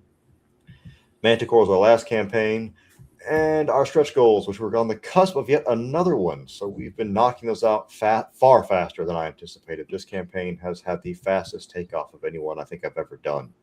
And for that, I am incredibly grateful to our fans and community for that. Backers really are an amazing group of people. If I know, Brian, I think you said you're new, I will tell you, backers are amazing. They're very patient. They're very kind. As long as you're honest with them and keep them updated, they are totally nice people. I think after 12 years, I can count 3 backers, 3 that I've had problems with in 12 years. I have problems with more people than that if I walk into the mall. So absolute love for them. We have a strong dedication to them. We have a Discord server. We talk to our fans, and if they have requests, we'll make it happen. We get special requests from our campaigns. So if you guys ever see a cover from a previous campaign you want that's not here, message us. If you're looking for a bundle that's not offered, message us. We do everything we can to work with you to make you happy. Brooke Astral, our company mascot. She handles our customer support on Kickstarter. She's always on standby. But if you want to do it a little bit faster, you can go over to our Discord server. Izumi Fox, no relation to me, is our community manager, and she will answer questions and work with you in real time. If she can't make that tier happen for you, she'll message me. And I don't care if I'm in bed, if I am donating blood, if I'm with the partner, I don't care. I'm getting on here to make that happen for you. You are priority number one for Astro Ticket. Issue number 4 is called Love, Lust, and Lesbians. So have fun with that. All right, very nice, very nice. I mean, listen, you met your goal. You're killing it as usual. Great covers, you know. So I mean, I don't even know what to say, man. You always killing it. So lucky and very great, very, very grateful to our backers. The faith they put in us motivates me to continue making sure I do the best I can for them. I will not let them down. I don't permit that. I will get, just for a story of how dedicated we are to our backers and what we do. Recently, I had some test results that said I was going to have organ failure and I was about to die. Luckily the tests were screwed up. They messed it up, but I still had to go to the ER. On the way to the ER, the Miowski hadn't been paid yet. She finished her cover and she wanted to be paid after that. Her choice. I stopped by the bank, got her money, and paid her, and then went to the ER because our support, our team, and our backers matter more to me than my health does. I don't care. I don't matter. You guys do. Our team does. Our backers do. All right. I think your health matters. Yes, your health does matter. I don't matter. The books matter, the backers matter, and the team matters. I'm nothing more than a platform for them to elevate themselves upon. That's all. The readers will demand more books. You must live. My cats will take over. Oh, what's this? Oh, sure. Okay. Vicky Sticks. Vicky Sticks, you want me to play the video? No. Play the video. I got to change it. I got the new music today, so gotcha. Don't want nobody to get tagged on that one. All right. Vicky Sticks. It is issue number 2, but it's the 3rd of the series. We got a 0. We got a 1. This is a 24-page full color action-filled comic that spins mythology, monsters, and magic. She is the Dark Protector of the Night. She's out there protecting all of the creatures that go bump in the night. We are fully funded. We have already hit the first stretch goal. We're close to hitting the second stretch goal. We're about to hit the first backer goal. It is written by me, illustrated by Donnie Hadiwijaya. Yeah, I said it right. Covered by Larry Toussaint. I don't know if I said that one right. I hope I did. Colors by Champe. And we're rocking and rolling. I think this is my 30th campaign. If you're a returning backer, you get the holochrome or prismatic trading card right off the bat. They look like this, nice and shiny, and those are for physical backers. The early bird special is already done, but fair's fair. If you still want to get it, you can. You just got to pay the 5 balonies to get your hands on it. There are still some of the premium items left from previous campaigns. So the blood red foil covers are still available. Some of the prism covers are still available. T-shirts are there, and we also have some one-of-a-kind sketch covers illustrated by Anthony Pugh. So those are banging. And that's it. I mentioned earlier, if you're a fan of Hellboy, if you're a fan of Jessica Jones, if you're a fan of the old Beauty and the Beast 1980s TV show with Linda Hamilton and Ron Perlman, this is a book that's right up your alley. And there are also other books available in the campaign from my back catalog. But if you're running out of space, you can definitely get your hands on the digital catalog. That's a great value. And then if you scroll down a second, Calderon, Vicky Sticks is the 3rd book right there. Hold it. For those of you who do not know, I've been pushing this for a while now. Myself, Calderon, Tom, Marvin Wynn, Rob Multari were part of an independent comic creator collection trading card set. This crossover includes 9 different cards where if you get all 9 cards. The back formed this really big, nice jam image. So 3 cards are available. And if you missed the first 2 campaigns, the links are here in the body, and they are still available in late pledges. All right. Very nice. Very nice. Thank you. And JD, that top cover is metal, man. It looks really good. thank you, brother. I was gonna put the original up for sale, and I'm like, no, I like it. That looks awesome, man. I don't want to get rid of it, man. It's banging, brother. So we got Larry booked for the next 2, and we got Donnie booked for the next 2 issues as well. So our team and the whole creative team is going to remain consistent for the next 3 issues, which is awesome. Yeah, man. And all of the campaigns for anyone who is interested. All you got to do is check out the comments over here, and all the links are available in the comment section to all of the campaigns that have been showed off so far. All right, very good, very good. Real quick, I'll put up my campaign. I got another 7 days ago. The Dreamweavers. This is a catch-up campaign for issues 1 and 2. So if you haven't seen this before, this is your opportunity. Dreamweavers is a book that I started in the early 90s. It's one of the books I first started with. And I remastered it. I relettered the entire thing. We got the whole thing colored. This is the 2nd issue. Matt Lunsford, who's the original artist, he's coming back to finish the series. So we're finishing it up. I got some variant covers. I got Art Voyager, Red G, Pablo Diaz, Erwin Preciada, which I'm pretty sure I messed up his name. This is Matt's new cover. He did a new variant for it. And these are actually the 2 original covers that appeared when it first came out.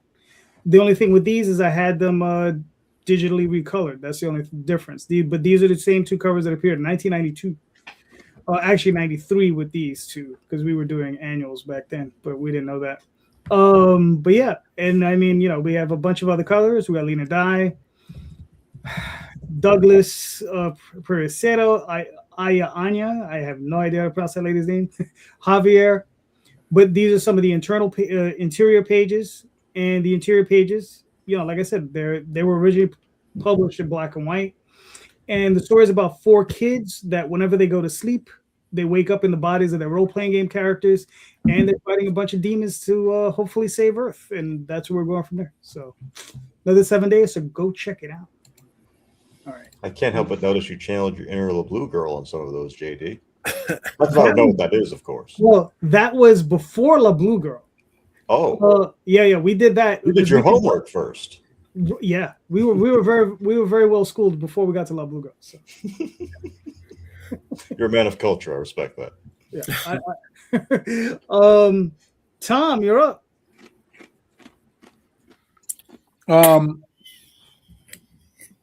So this isn't like intended for everybody to just lay bare their politics and so on. But I'm just curious, like, when you're writing stuff, and some people only do one thing, some people do like 7 different stories.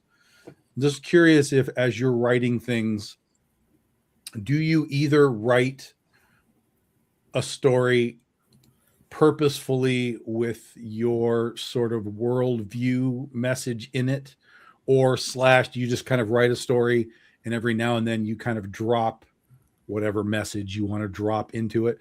Or is the bulk of your work pretty much just like, let's just go, let's just have let's just do superheroes, let's just do fantasy, let's just do that, and we're not worried about sort of like the real world leaking into it at all? All right. Isaac, you're up. Oh no, excuse me. Sorry, Brian. We're working the other day. Okay. Well, this is going to be interesting because I don't write like I don't write from the well of from real world from that kind of aspect of real world perspective. Like I kind of write usually from within my own like anxieties and fears and vulnerabilities and stuff.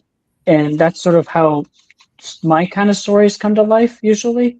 If I'm going to have like the stories that I am writing, like with The Wretched, the record has a message in it, but it comes from like something like a philosophical angle to it that I kind of relate to, or that I kind of connected with a little bit.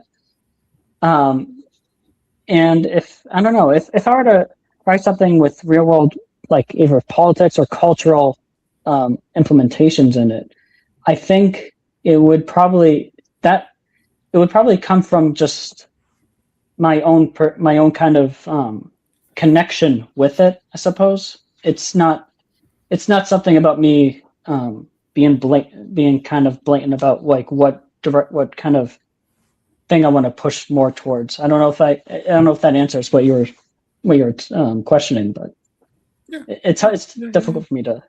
Okay. All right, Jeff, what are your thoughts? Jeff, you muted. Unmuted now. I think if you look at Malik Running Devil, there's an inherent provocativeness to the story where a lot of people can be offended by the concept. I mean, if you're highly religious, you're gonna have an issue with Malik. It's just how it goes. But that's also part of the, my worldview inherent within it, and I'm not gonna shy away from that if that's something I actually believe in. And it could cost me some backers, but at the same time, hopefully those who do connect with the story, will have a story they really enjoy. We'll see someone that they are on the same page with, and we'll give them, something to think about, hopefully. So I'll say inherently politics is impossible to separate from a story that would write from, from anything else. I'm not doing something that's inherently neutral. All right, fair enough. Isaac, what are your thoughts? A question I was trying to avoid.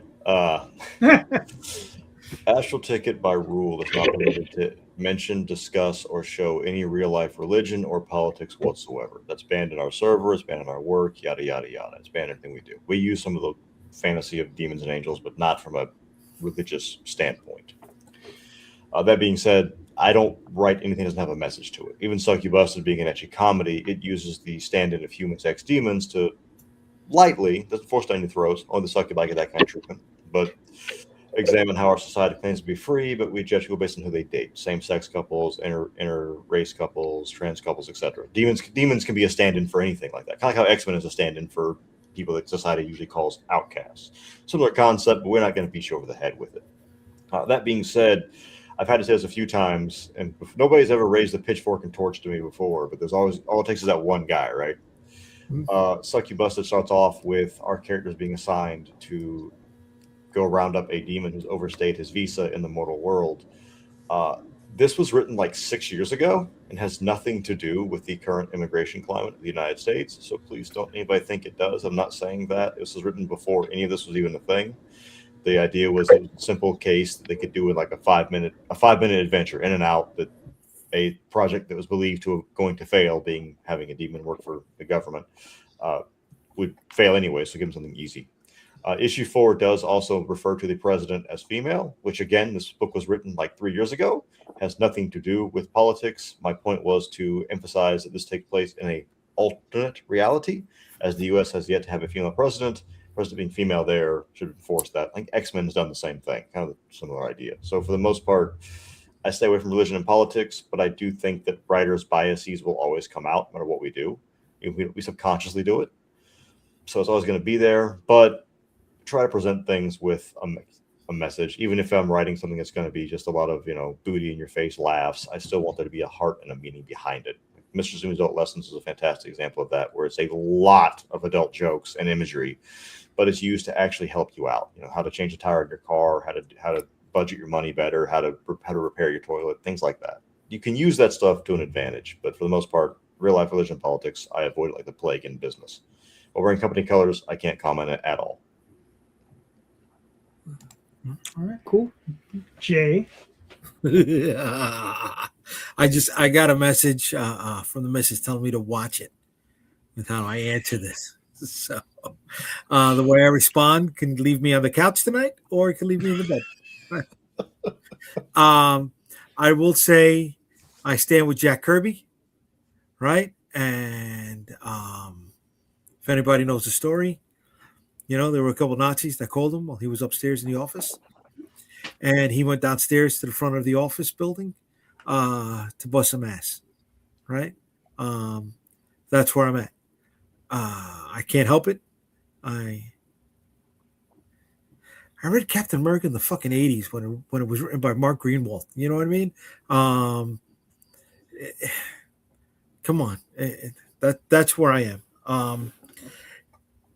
When it comes to writing, story comes first, right? If I'm writing a political thriller, okay. But in something like New York versus the World, I've never shied away from this. New York versus the World is the whole story of it's that wall, right? It's that immigration wall, right? It's about xenophobia. But then, you know, all good zombie stories also carried that layer of subtext, whether it was commercialism,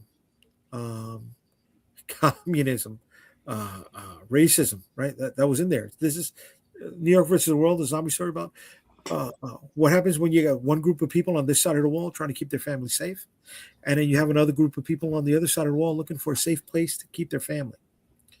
When that is the core of the story, who's wrong in that side, right? You throw zombies into the mix, it's a powder keg waiting to explode before you get to the last page. Does it come out in my writing? I don't know.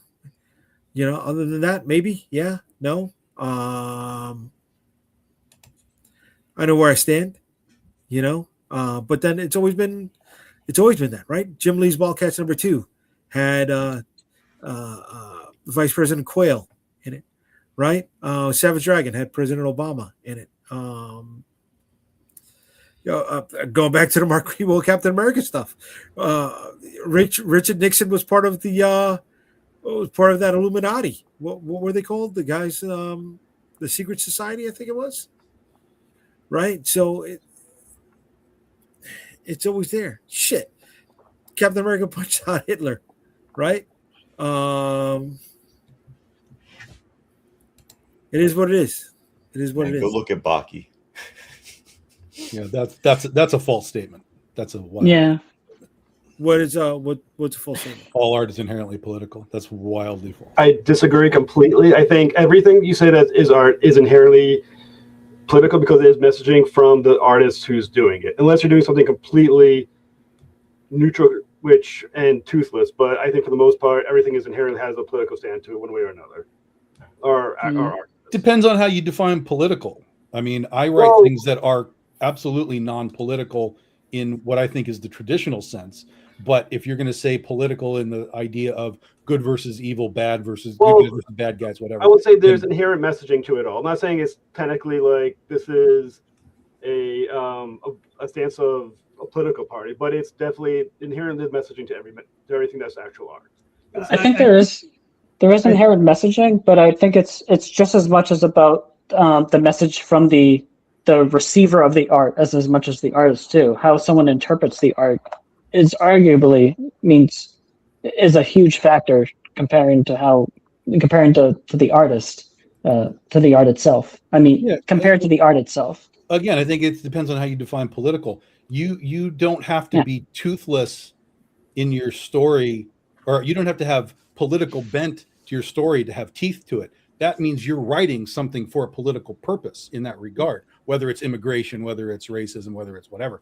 But if you're writing a story that's just purely this is good and this is bad in the context of Superman versus Lex Luthor or whatever, something like that, that's not a heavy political message. That's just simply talking about, okay, this is a concept of good and bad, you know, how they interact, what's the motivation, et cetera, et cetera, et Well, cetera. I would disagree. I would say Superman and Lex Luthor are extremely messaging political based. You have a character who represents usually the corporate wealthy, Superman who represents Immigrants, right? It could be immigrants, could be usually a very inclusionary philosophy of things. I think that's inherently Well, all characters have their own internal thing, right? But even those internal things, depending on the writer, can be shifted and moved as you know, everything's been retconned and rebooted and reset, and now this guy is this guy, and now this guy is this guy. You know, even back in the day, Magneto was not Jewish back in the day. That was something that was added as the story was you know, his character was moved along down the line of the X-Men. So everybody can kind of come and go. There's always things that you can put on somebody, but just because, so for example, Superman is an immigrant. Yes, we all understand that's the immigration thing, but that doesn't mean that every story that you tell with Superman is an immigration story. Right. Well, I'm going to have to say, I think what everyone is getting to is metaphor, right? Like, you know, everything, you know, and I think that's what most people mean, you know, by political, the metaphor of whatever the story is you're telling, right? Whether it's good versus evil, business versus, you know, rich people versus poor, trying to give, whatever it is, it's all metaphor, right? On some level, right? And to answer the question, you know, that's where I come from in my work. I don't necessarily make it political or apolitical or whatever. It's more about the metaphor. You understand what's the message I'm trying to get across? And one of the things about that is I try to bury it as deeply as possible, right? You got to think about it and you try to observe it. You know, I'm not going to wear it on my sleeve. I'm not going to just be like, bam, there it is. There you go. That's not the type of work that I'm interested in. It's not the type of work that I do. You understand? I have my own reasons for that. But, you know, I try to, like, you know, if the metaphor is going to be in there and the metaphors are there, right? That's the route that I try to take with my writing. So I'm sorry, Isaac, I cut you off. No, you're totally fine, man. It's your show, your rules. I'm just a passenger on your ride, my guy. No, I try to let everybody talk. No, that's a great way to put it, is the metaphor of it. Because there's definitely ways that you can put sort of things into it without just having it be on the top of the entirety of the structure and what you're trying to do. Obviously, everything that you do comes from some bent, whether you're entertaining and you're trying to do comedy or whether you're trying to scare somebody, it all comes from something, and it's just how it's kind of used. But what I'm asking is are you doing it purposefully to say, I am going to write a story about immigration through this, or is it just, I have this character and this character is going to have adventures, and along the way, one of the adventures, we're going to touch on a few things in that metaphor sense, which I totally agree with. That makes absolute sense. Well, I'm gonna say, I never said it was inherently overt, but I do think everything comes from a place of a stance on some level. That's sure, but that's not necessary. But we got deep into the political aspect of it. Like, everybody's got stances that are. That's what I'm saying. What's the definition of political? For me, political goes much higher level than sort of just your morality level. Like, you know, I like goats, but I don't like pigs. Like, you know, there you can get all kinds of weird moralities and rationale for anything that you want. Tom, just give me a minute. Let me answer DM Ray's question here real quick. Yeah. All right. So DM, now are we talking about just a black and white picture? Does this person have something wrong with color? Right?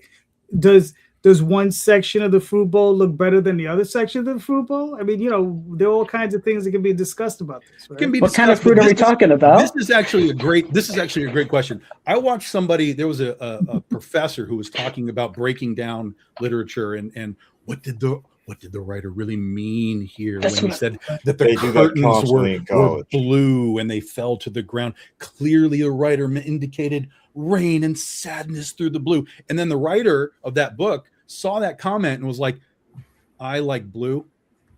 Mm-hmm. That's why the curtains were blue. That's what I mean. The interpretation of the art is often the interpretation of the art is often, I don't want to say more important, but it tends to take center stage over the art itself. Sometimes sure. It takes on a life of its own. Sure. Yeah. The reader sometimes will even just interpret something that could go completely the opposite of what the writer intended, depending on their worldview and their experience with something. They could read something and be like, "Oh, this is clearly what this guy meant," and then again, the writer will be like, "No, you got whatever you wanted out of it, and that's fine, but that doesn't necessarily mean that the writer plopped it in there for that reason necessarily." But sometimes that could take you on a slant that you never, or direction that you never thought of going, right? And it'll open up the doors to further storytelling, right? Sure. But that's if you listen to the fans. That's if you listen to the fans, right? And if you don't plan ahead for your story, right? and you might already be 6 years in. Do you go back and change it? Do you go back and change it? No, no, you don't go back and change it. You just, The answer is always no. no, because no, that's a great thing, right? That's a great thing because I remember Chris Claremont and Scott Lobdell, right?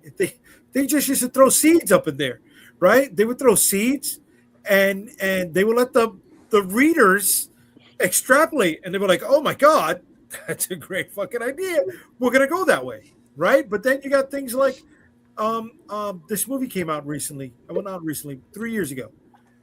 Blink Twice, right? Zoe Kravitz's first directorial debut, right? And it was a whole metaphor for Epstein Island, right? But it was intentional, and little by little, as this thing is happening in today's news, they're finding other elements and layers of that movie that are proven to be true. And they're like, how much did she know, right? Was she telling a movie, or was she sending a message Well, when she wrote that? Well, see, one thing I was thinking of is Jerry Conway and the Punisher skull, where Okay. it's been taken from both sides. One is saying it's a liberal, one is saying it's conservative, but it's still getting a conversation started. It's still trying to say something, depending how it's interpreted, but it's still saying something, Right. or meant to say something. But obviously, it's been taken from two different directions. I mean, it's what they're saying. You know what I'm saying? But that's how art inherently is, though.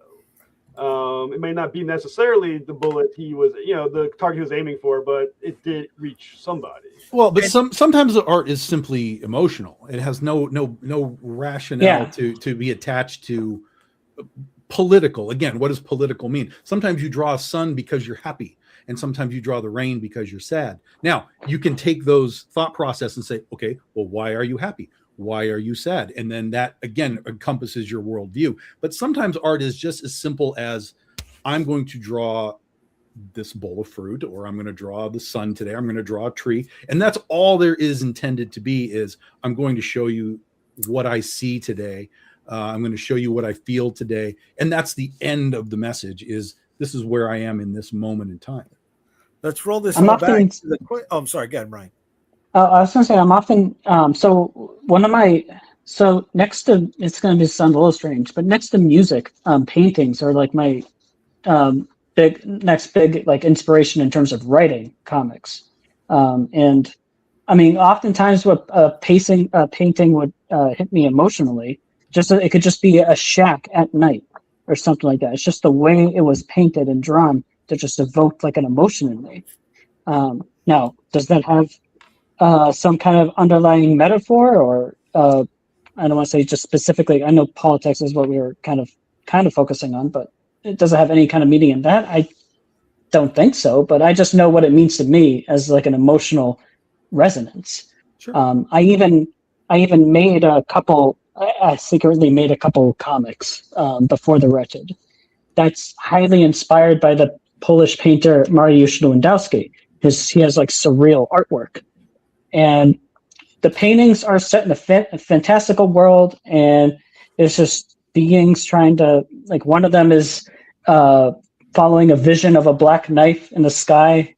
He's dealing with a dark sun that's turning everything into stone, and he's following this black knife for what end he isn't aware of. But there's like shadowy figures squashing through glass mountains. There's like a tower that's with 3 bodies melded into it. Like when I made that story, I didn't make it through any kind of political or deep message put into it. It's really just like an emotional sort of thing that I was feeling at the time that projected itself as a comic. So I think, like, what was I saying before? I lost my train of thought. But yeah, I would resonate with paintings that would just could be of the simplest things, but isn't even have to be anything, with an inherent message or political or whatever thing attached with it. Isaac, you had something to add? The question is the problem. The question's wrong. It has the wrong subject matter to it. Art is not inherently political. Humans are inherently political. So the art is not political, but the instant it is beheld by another person, it becomes that immediately to that person. It doesn't matter what that art is. I can sit here, Mr. Hutchinson, and go, you have a redheaded white girl behind you. Why isn't it something else? Why isn't it this? What are you trying to say? There's no message to that, but you could certainly do that if you wanted to, and somebody inevitably will. The more eyes you have on it, the more political it becomes, because you can have 2 humans in a room and have 4 political opinions. It's just the way it works. Mhm. So my argument is that the question is wrong, not the answer. I think it's. I found this interesting. According to Alan Moore, nobody interpreted Watchmen right. Oh wow. It's funny. My question would be, did Alan Moore interpret it correctly? That's what I was going to say. Isn't Alan Moore just going to like troll anyway? Like that's just what he does. But it's funny, as a writer, and I mean, and all of us are writers, right? I could have written something 10 years ago, right? That when I wrote it, it meant something to me then, but it means something different to me now. Right. Yes. Right. Well, Yes. Well, I'll say I would also argue. I teach English during the day. I'm a junior high English teacher, and one thing you do have to ask the question is something true because the author says it's true, or is it true because it's in the writing of it? A thing like Romeo and Juliet, it says clearly it's faded, but the story has nothing to do with actual love. So was Shakespeare getting his point across, or did he mean the other thing? So just because the author says it's one thing does not mean the writing actually says that it is, based on the actual interpretation of it. So I think that can be also viewed in almost anything you write or draw. Well, that's the thing. That's the interpretation. Art is in the eye of the beholder. So, like Ray said, you can see a bowl of fruit and interpret it however you want. Is it left over from a nuclear war, and that's why it's black and white? Is it whatever? Like you can take art and run with it for as long as you want to run with it and interpret. In a comic book, you could break down panel by panel, like why was this color chosen? Why was this angle chosen? Why was the size of this square chosen? Like you can break these things down and interpret them in however you want. That's your sort of privilege as the reader or the consumer or whatever. But it does come back to, what did the writer do here? What was his choice? Was it what you're interpreting, or are you just adding things that you think are there or want to be there or wish were there? Whereas he may have just said, I like blue curtains.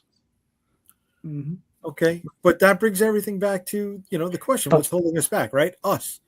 And we need to allow a certain amount of ambiguity in what we're writing. So that way, what we're writing, whatever, you know what? We're storytellers, whether we're writers, painters, musicians, right? Artists, right? We're storytellers. The medium is the only choice that we should have. But that little bit of ambiguity is what leaves it open to interpretation, and is what we should be doing as storytellers. And it is to evoke something provocative enough to generate conversation. Well, the ambiguity is what allows the reader, the consumer, to put themselves in what they're watching. Because if there's a gap, they fill it in themselves. Doesn't matter what it is. Yeah. They'll just be like, oh, well, I saw this and I saw this, but something happened here, and they'll just fill it in themselves. And that's where you start to get a lot of interpretation of things that if you go back to the writer, the director, or whatever, they might just tell you like, no, that has nothing to do with anything. But the person put themselves into it. One of the famous things that I loved was James Cameron, when he made the first Avatar, right?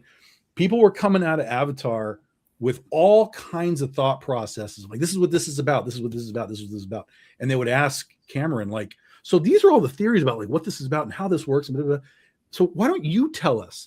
And he was like, why? They're all having a great time. Mm-hmm. Let them believe whatever they want to believe that it is, because that makes them enjoy it. Yeah. And that's all I'm here for. It's to create something for them to enjoy. So he never really just came out and said, well, this is about the Indians, or this is about this. He was just like, doesn't matter. It is what they want it to be. And I thought that was a really interesting way to kind of deal with it. Right. I think someone asked David Lynch a question like, so what is something, one of his movies? So can you tell us what this means? And he says, no. Yeah. And that was it. The most interesting work, I think, allows itself to various forms of interpretation by the readers, right? By the people consuming it, right? So that everyone comes out with a different opinion. That's why we have, various things we could discuss after watching a good movie, right? We could sit back and watch and discuss all these various points. And that's what makes, I think, a good piece of work, or at least that's a segment of it. Anyway. Yeah. Cool. Yeah. All right, gentlemen, we made it to hour 2.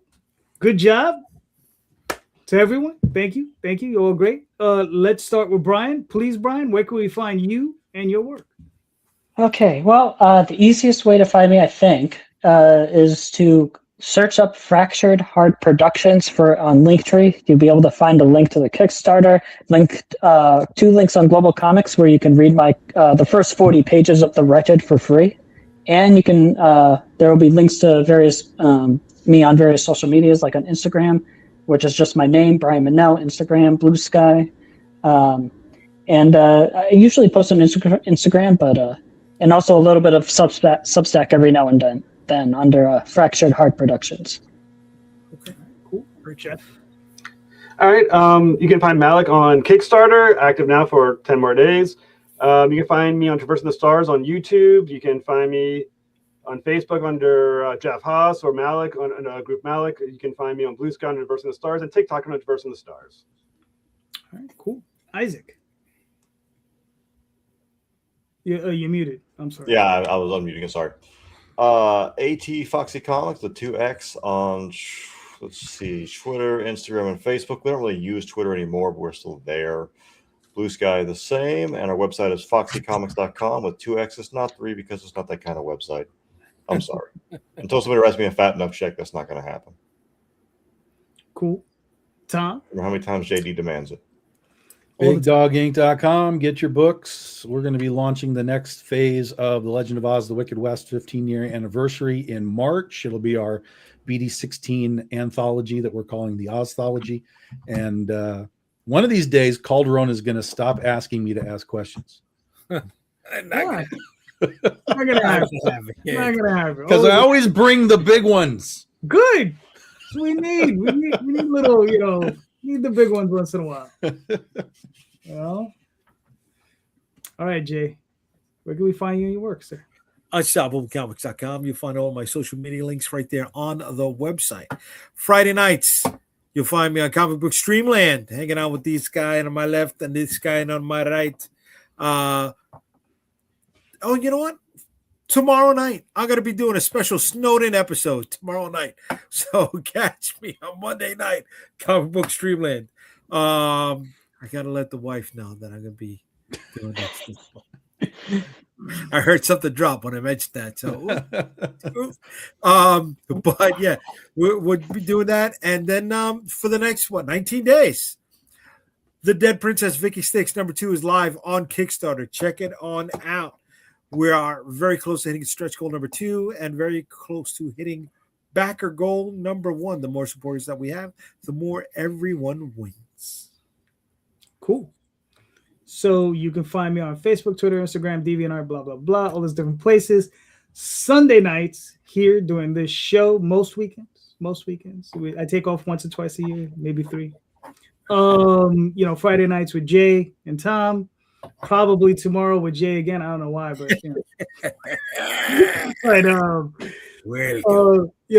just to let everybody know, tomorrow night or tomorrow, probably about noonish, the Oswald Chronicles will be returning to Kickstarter. Why? Because you can't keep a good mouse down. That's why. But anyway, so Dream Movie is still running, so go check that out. And just remember, everybody, please go check out the show notes, because in the show notes are the links to all of these creators' campaigns. Click those links. Buy these books. All right. Please support these creators. These creators are all impassioned creators. They're all really invested in their work, and I think you should be too. Go check them out. These are great works. And just remember, everybody, read more indie comics, especially ours. Thank you so much. Have a great night. Way to be, everybody. Good night. Good night. Stay warm. Good night.